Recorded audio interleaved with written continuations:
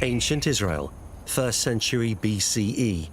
A ruthless king of Judea is struggling to keep his throne. He had many, many enemies, and they remembered him as a wicked king because of the way in which he dealt with his political opponents. There are no holds barred for Herod the Great in his pursuit of power. He's jealous and paranoid. He will do whatever is necessary, even if that means killing his own family. Most infamous of all of his acts, allegedly, a horrific mass infanticide to eliminate one baby, Jesus of Nazareth. People do monstrous things when power, wealth, status is on the line. But there remains huge doubt about the historical accuracy of this claim. Using groundbreaking AI imagery, we shall separate the myth from the truth. Can new evidence reassess Herod's role as a child killer? This whole picture of Herod is simply missing from the Jewish tradition. Rulers come and go, but what legacy will the sands of time leave behind? Herod the Great, was he truly a killer king?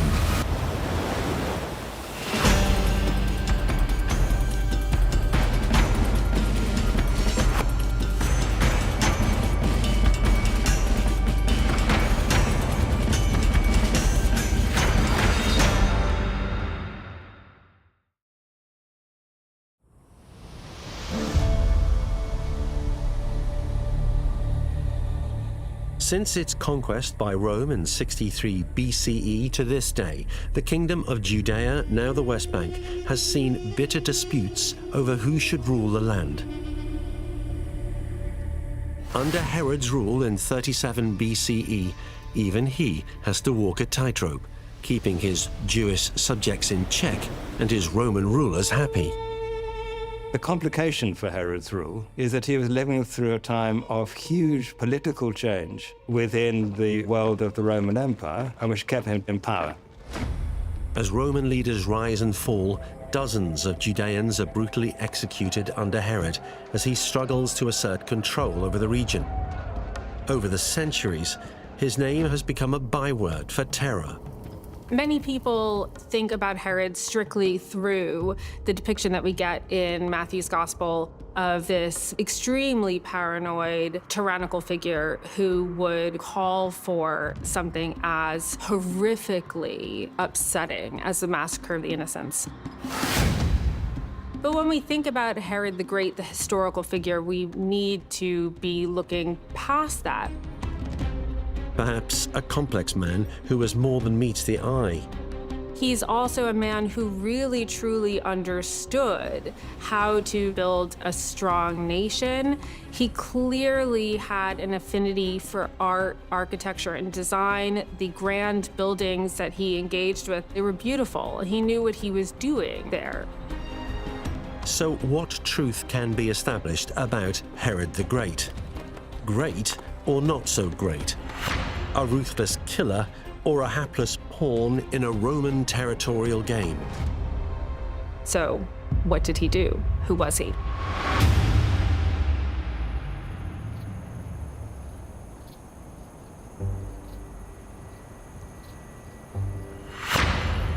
The roots of what would become a range of Herod's insecurities are perhaps found in his upbringing under the rule of the Hasmoneans. The Hasmoneans are a powerful Jewish dynasty that governed the Kingdom of Judea and its surrounding regions from around 140 BCE. Herod was born probably in Jerusalem in 73 BC. His father was a courtier of the Hasmonean high priest, Hyrcanus, who ruled in Jerusalem. The Hasmoneans were a dynastic ruling family in Judea that was pretty well liked by the Jewish people. Herod was not Hasmonean. His grandfather was a convert to Judaism. His mother is Nabatean, so he's Arab on his mother's side. A fact which left many of his future subjects skeptical. Was Herod originally Jewish at all? Early in his life in Judea, the young Herod is already judged by those around him as not being a real Jew. My sense with Herod is that he has grown up in, always existed in, only ever known a world of insecurity, a world of being caught between battling divisions.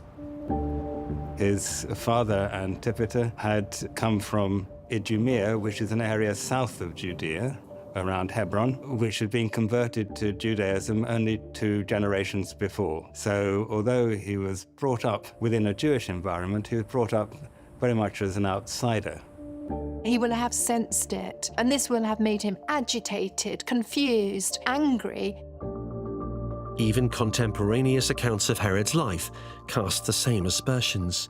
There were always doubts within the Jewish texts whether he should really be considered as a Jew, quite unreasonably, really, since conversion to Judaism was a very standard thing by the time of Herod's ancestors who'd been converted.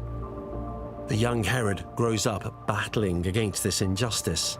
And it will have caused no small degree of destabilization of his mental state, as well as feeding into considerable level of anger and resentment. But through his well-connected father, Herod has a chance to turn the tables. In Galilee in 47 BC, when Julius Caesar was presiding over the Roman world, Julius Caesar gave authority to Antipater, Herod's father, to appoint his sons governor, Herod to Galilee and Herod's brother Phasael to Jerusalem. In his 20s and now governor of Galilee, Herod is already showing signs of ruthlessness. According, that is, to Flavius Josephus, a Roman Jewish historian writing towards the end of the 1st century CE, who was known to not be well disposed towards Herod. So any crimes he accuses Herod of, or any details of Herod's life, we really only have Josephus to go on. That means that we have to take everything with a bit of a grain of salt.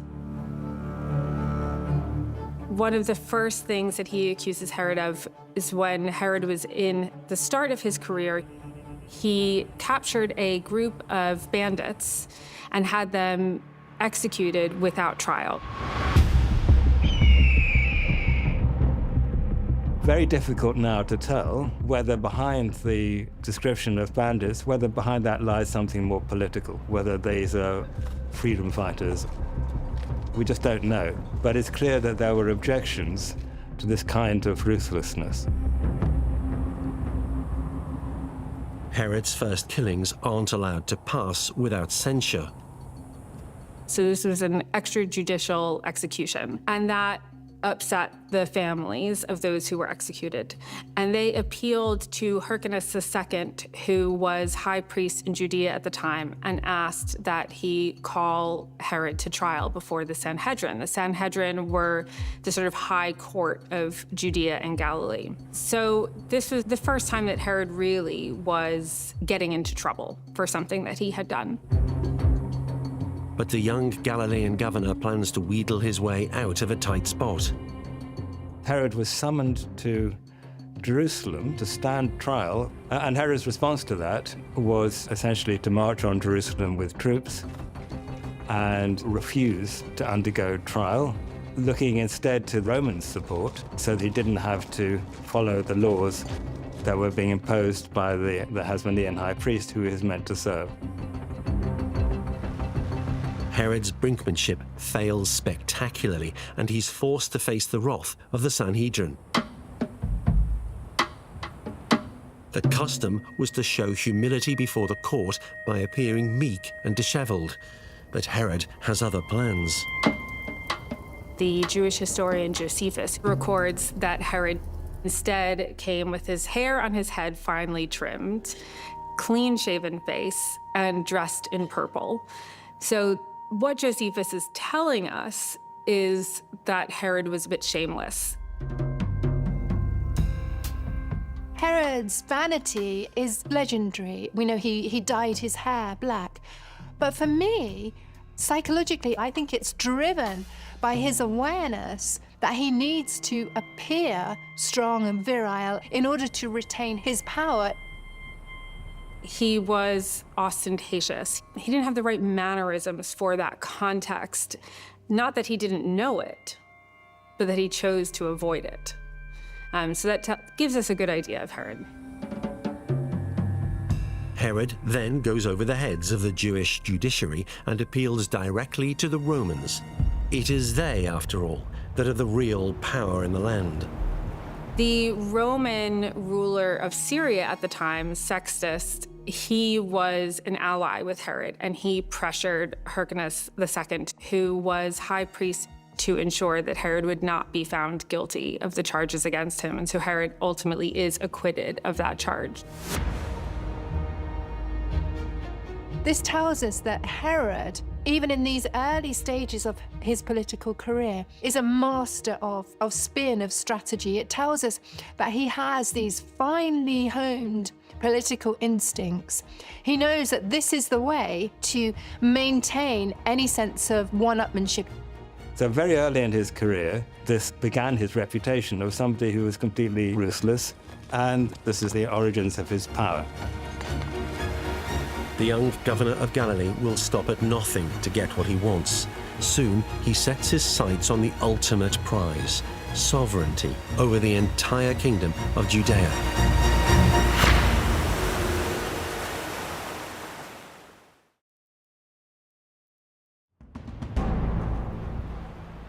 Roman leader Julius Caesar has been assassinated. His replacement, Mark Antony, is now defending the empire. He was facing a little bit of a crisis at home in Rome. The eastern border of the Roman Empire was not all that well secured, and the Parthian forces, the military force from Persia, crossed the border. They managed to infiltrate into Roman territory at the eastern reaches.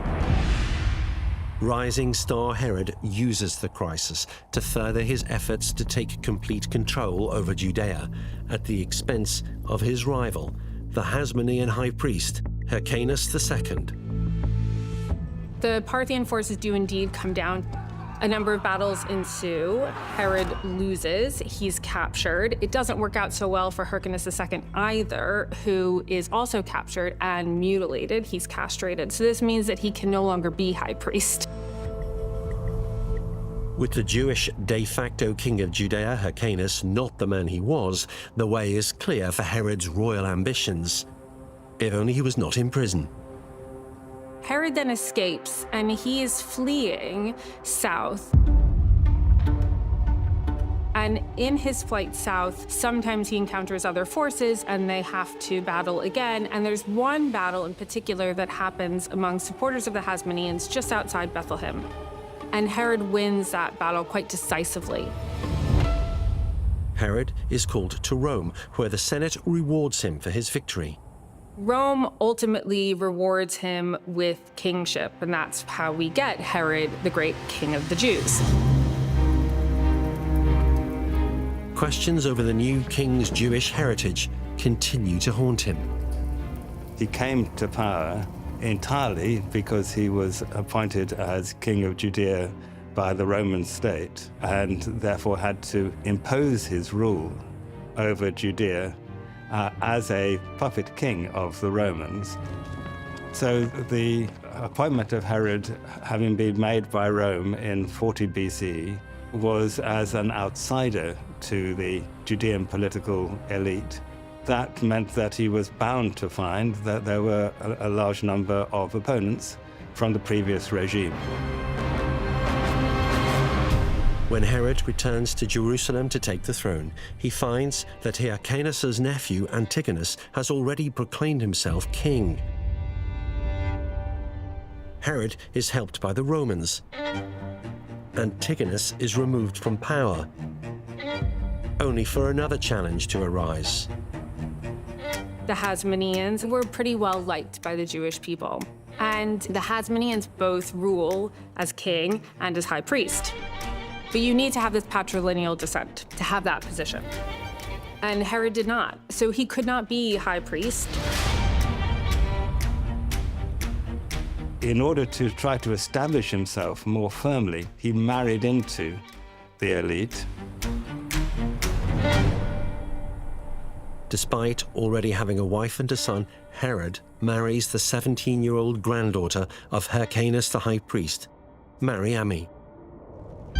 His second wife, Mariamne, who was a princess from the Hasmonean ruling family, which had ruled over Judea for the previous 100 years or so, and a great coup. Herod's first wife, Doris, and their son, Antipater, are banished from his court.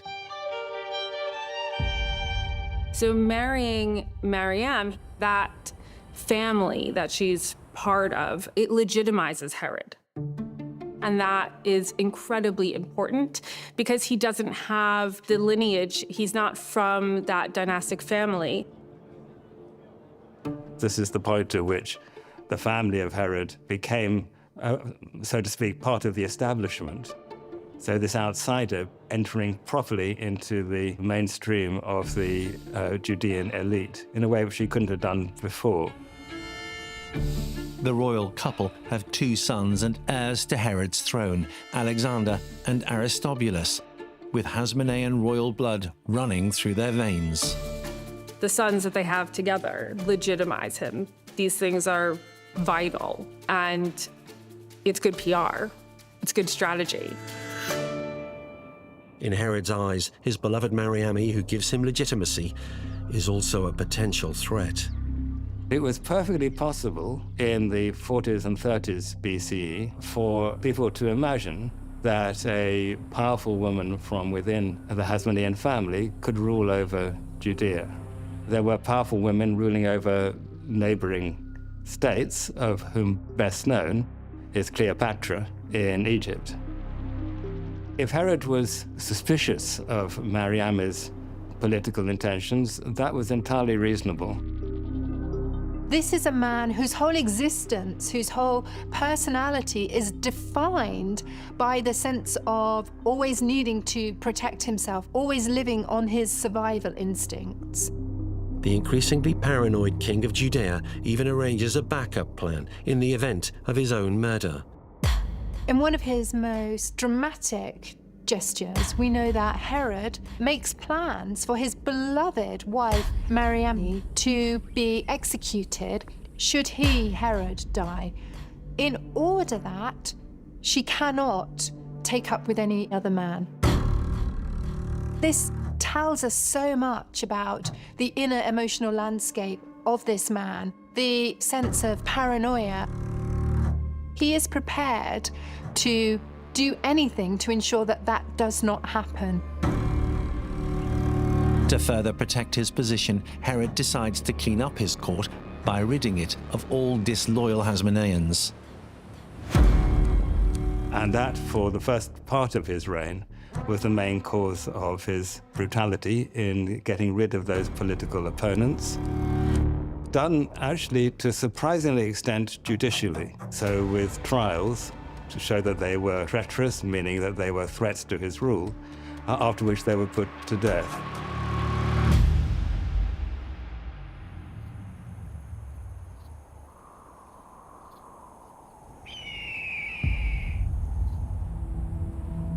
The king's ever-watchful eye then turns towards his in-laws, particularly Mariamne's handsome brother, Aristobulus. Mariamne's brother really wanted to be high priest. There were public demonstrations requiring Herod to react by sacking his first high priest and getting in Jonathan Aristobulus. Jonathan Aristobulus, at the age of 17, became high priest. People got far too enthusiastic about him. Suspicious of a threat to his throne, Herod places his brother-in-law and mother-in-law under surveillance by his own personal bodyguard. Most of his control was done through police work. He had spies all through his kingdom who would tell him if there were any attempts against his rule. Aristobulus and Mother Alexandra hatch a plot to flee to Egypt as guests of its celebrity queen, Cleopatra VII. But Herod uncovers their plans. Then Jonathan Aristobulus was invited down to the palace in Jericho and went swimming with friends. where they had some kind of game which involved holding him underwater. And there was a terrible accident. He died, he was drowned. That's what Herod said. Jonathan Aristobulus' mother, Alexandra, complained bitterly to her friend Cleopatra of Egypt and Mark Antony, Cleopatra's consort, that this was murder. And Antony's response was that kings must be allowed to do what they need to do. The bloodletting of Herod's in-laws isn't over. Next, he eyes his former rival, Hyrcanus II, who's returned to Judea. Mariamne's grandfather, Hyrcanus, was also accused of treachery and also put to death. This is a man operating in survival mode. It's a man who has long ago learnt to completely suppress his emotions. And the killing doesn't end there. If threatened, he will do whatever is necessary to obliterate that threat, even if that means killing his own family. To be close to Herod meant being close to the axe of his executioner.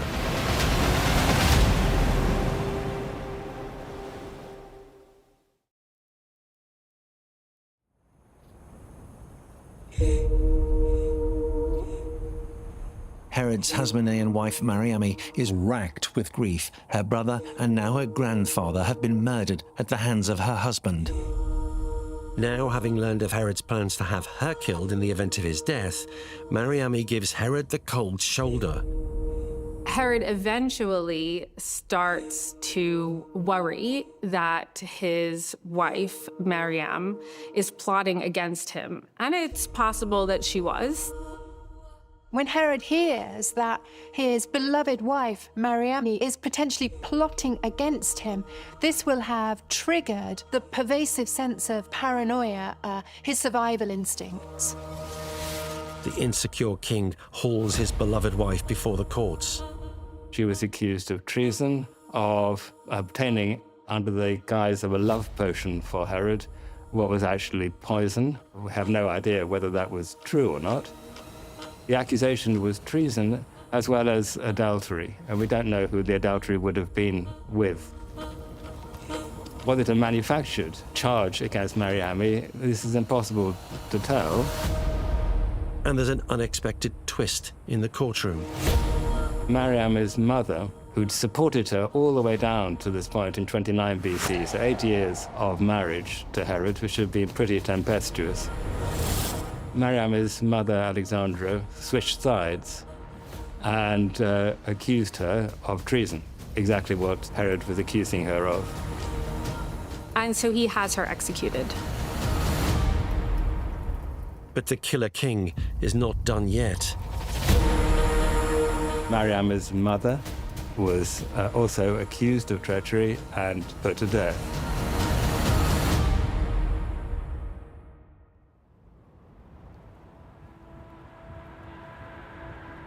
After Herod has Mariamne executed, he falls into a prolonged state of deep grief and mourning. He will do whatever it takes, even if it means causing himself considerable, unbearable pain. His survival instincts trump all.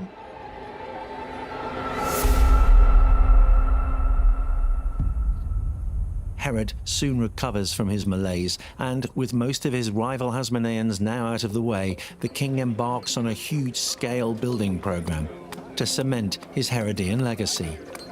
He was a remarkable builder.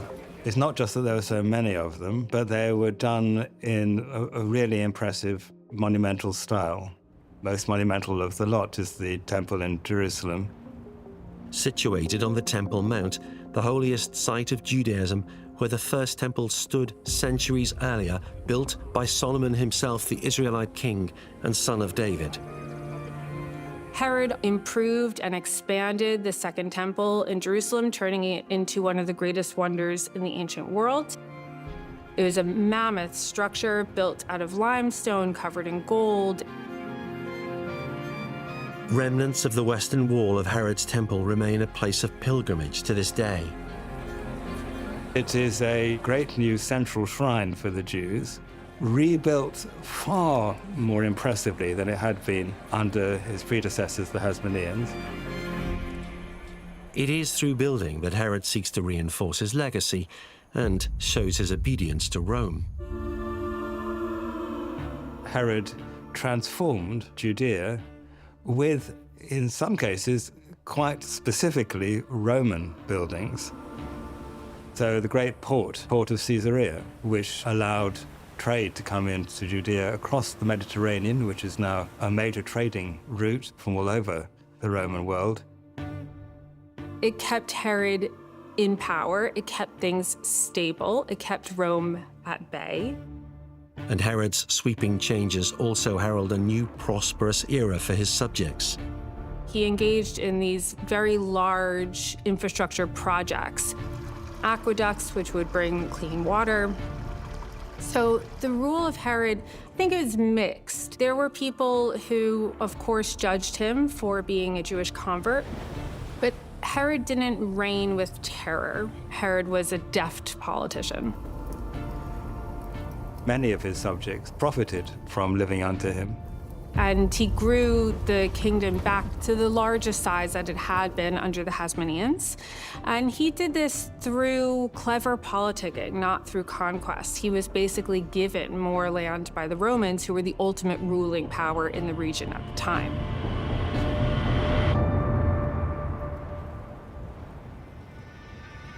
As he reaches his 60s, the wheeler-dealer Herod becomes less sure-footed in his abeyance to almighty Rome. In 9 BCE, he makes a major miscalculation. He was very proud of himself as a military man. Rather astonishingly, when he's in his 60s, he appears to have gone on campaign himself. The southern border of Judea is being raided by the Nabateans in present-day Jordan. Without consulting the Roman Emperor Augustus, Herod invades and crushes the opposition.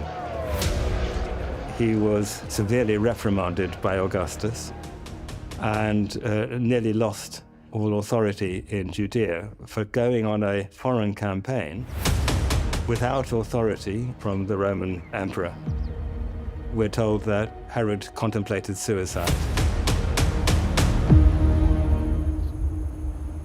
Increasingly frail, Herod's paranoia reaches another level. The cloud of his suspicions now surrounds the two sons that he'd had with his second wife, Mariamne, Aristobulus and Alexander. These sons were assumed by the Romans as the most plausible heirs to his rule when Herod should die. They had more right to rule than their father because they came from the previous ruling dynasty. And they were accused by Herod of plotting against him. Both sons are imprisoned pending trial.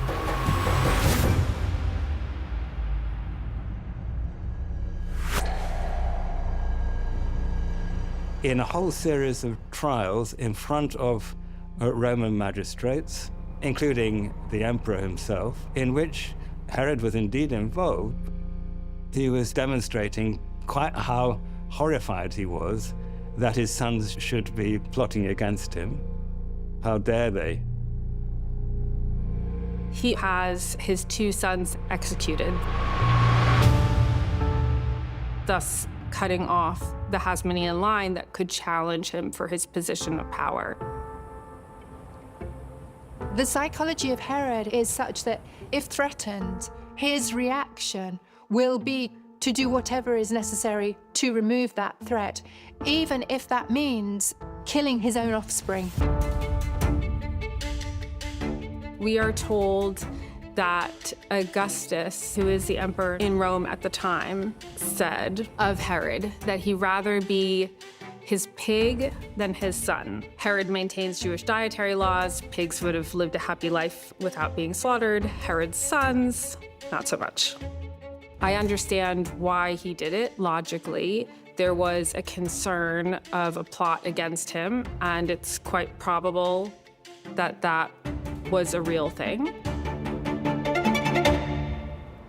Herod's everlasting notoriety is still to reach new heights, with the tale of the alleged infamous slaughter at the end of his reign. Is the story likely to be true? If Herod was sufficiently concerned about any possibility of opposition to him, anything is possible.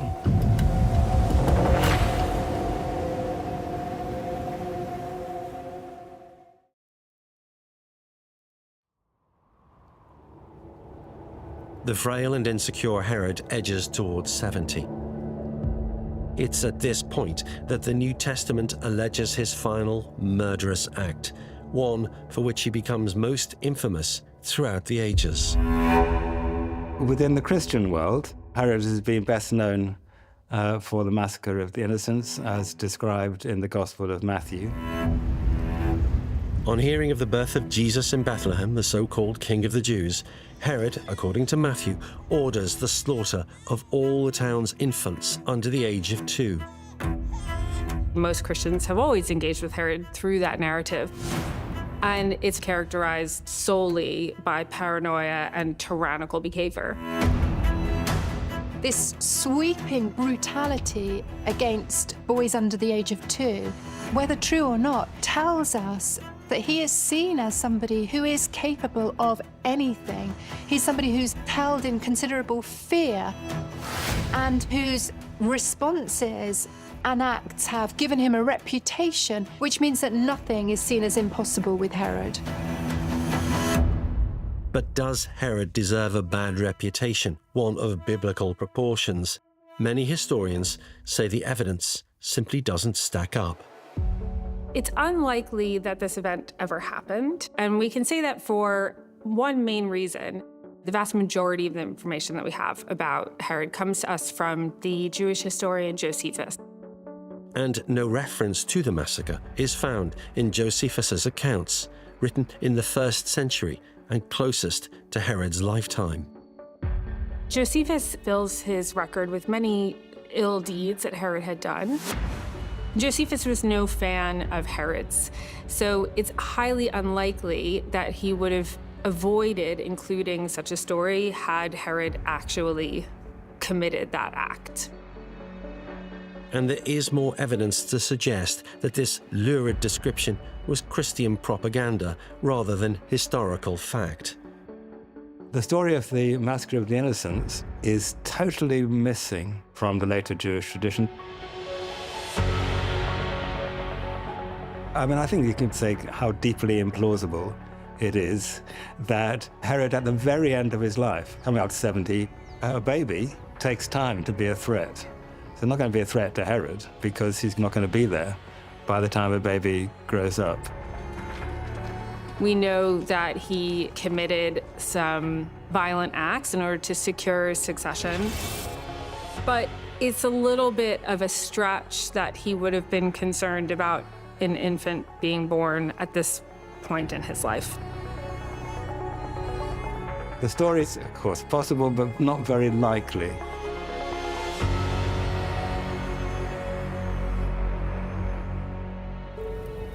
So how does the infamous King of the Jews acquire his status as a child killer? It is likely that the widespread publicity given to the execution of his sons around the Roman world, which was sort of the affair of tabloids. Everybody would know about them, and they were remembered, that these were terrible things that Herod had done to his own family, and therefore he's the kind of person to whom such a reputation could be attached. Or was the inspiration the battle young Herod waged in Bethlehem on his road to being anointed king? The battle in which Herod was victorious, that occurred around the year 40 BCE, just outside Bethlehem, would have resulted in the deaths of many of Bethlehem's young men, was retained in memory in a form and became sort of folded into the narrative that Matthew is crafting of mass execution and acts of violence. Whether Herod's massacre of the innocents is truth or fiction, almost certainly the latter, there's little doubt about his final infamous act.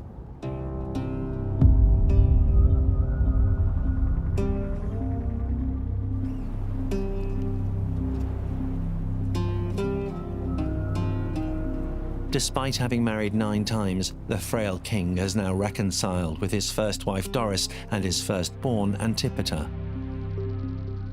That Herod invited first Antipater back, and then through Antipater, Antipater's mother, Doris, was allowed to come back to court. But like many of Herod's relatives, the rapprochement doesn't last. In the end, Doris and Antipater were both accused of plotting against Herod. Antipater was kept in chains and again followed long discussions with the emperor in Rome by Augustus as to what was the best way to deal with a disloyal son. And the answer from the emperor eventually was Herod should do what he wished as a king and as a father. Not easy. As Antipater languishes in jail, the sickly king is going through his own torment due to the agonies of his physical infirmities. Herod was lying very ill. There was a great cry through the palace in Jericho.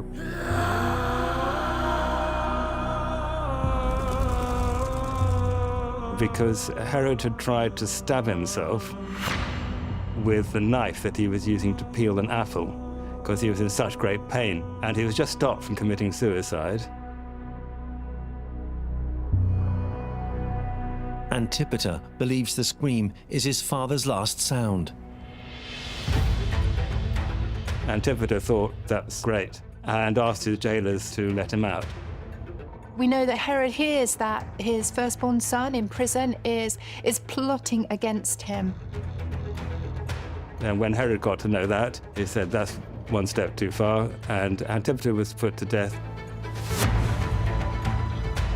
His whole life, Herod has existed, Herod has survived to the extent that he destroys, that he obliterates those plotting against him. So here we see him prepared to do that even to his firstborn son, I think as a last desperate attempt to hold on to his life, his strength, his position. The grief-stricken Herod remains in agony on his deathbed. But even from there, it's said that he attempts one final masterstroke to boost his PR. He puts top-ranking Jews in jail. The story was that Herod wanted his sister and her husband to put all these leading Jews to death, so that even if his subjects did not cry, did not mourn when he died, at least they'd be crying for somebody else. That was the story.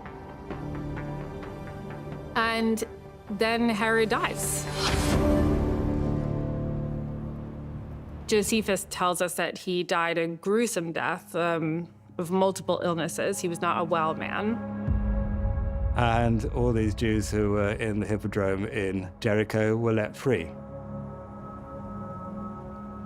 We have no idea whether an unrealized project was actually really intended or was rumored. And again, the significance is that the rumor was there. People said it. They could imagine it as the kind of thing that Herod might have done. Herod's kingdom is divided up amongst his remaining family. But the region soon misses the iron grip of its former leader. What is certain is that his methods of ruling kept the peace in Judea from 37 down to 4 BC, so that's 33 years, and that when he died, the whole of his kingdom erupted into a series of different uprisings. Different groups rose up in rebellion against his sons immediately after his death. The repression was effective.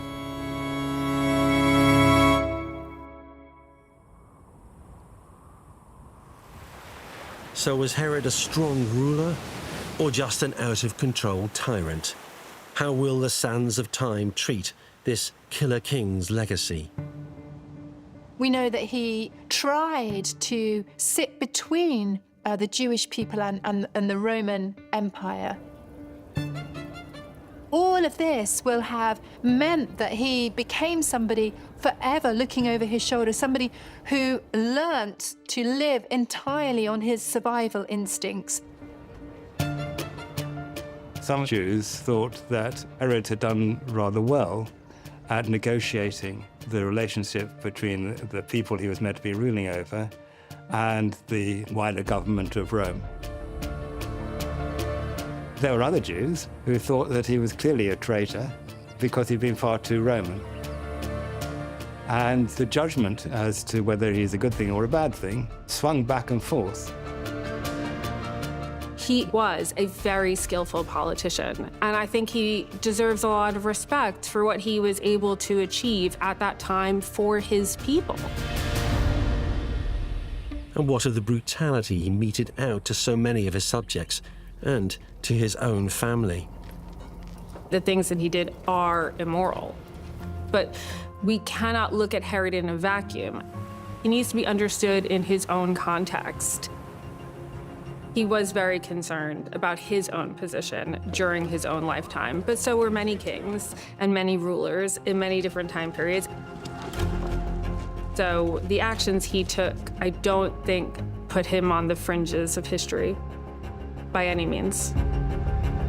Although Herod's thinking processes are utterly logical, strategic, I think this is a man driven by such a profound fear and paranoias to almost render him insane.